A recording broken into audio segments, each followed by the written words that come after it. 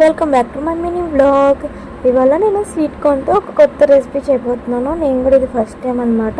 నేను ఒక Instagram reels చూస్తూ ఉంటే ఇది వచ్చింది. అండ్ ఇంకా నెక్స్ట్ డేనే మా ఇంటి సైడ్ స్వీట్ కార్న్ అమ్మేవాడు వచ్చాడు అనమాట. ఇంకా నేను స్వీట్ కార్న్ తీసుకున్నా.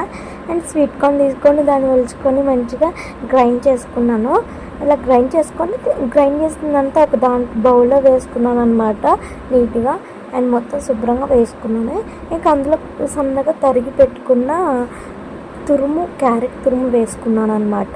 అండ్ సన్నగా తరిగి పెట్టుకున్న ఉల్లిపాయ ముక్కలు కూడా వేసుకున్నాను.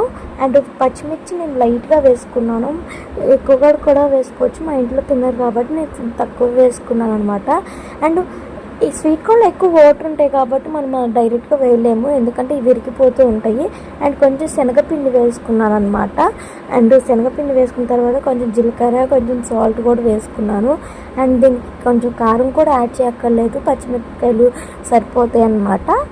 ఇంకన్నీ వేసుకున్న తర్వాత నేను ఇలా కలిపేసుకున్నాను మొత్తము. ఇది కొంచెం మెత్తగానే ఉంటుందన్నమాట, అలానే వచ్చింది నాకు కూడా. అండ్ తర్వాత ఇవి కొంచెం ఒక 5 minutes 10 minutes పక్కన పెట్టేసుకున్నాను. పక్క బాండీలో ఆయిల్ వేసుకొని హీట్ ఎక్కేంత వరకు ఉంచుకొని నేను చిన్న వడలు వేసాను అనమాట. పెద్ద ఏమి వేయలేదు, చిన్నవి బాగుంటాయని చిన్నవి వేసుకున్నాను నేను. అండ్ ఇది చాలా బాగానే వచ్చినాయి. హై ఫ్లేమ్లో కాకుండా లో ఫ్లేమ్లో కాకుండా మీడియంలో పెట్టుకోవాలి.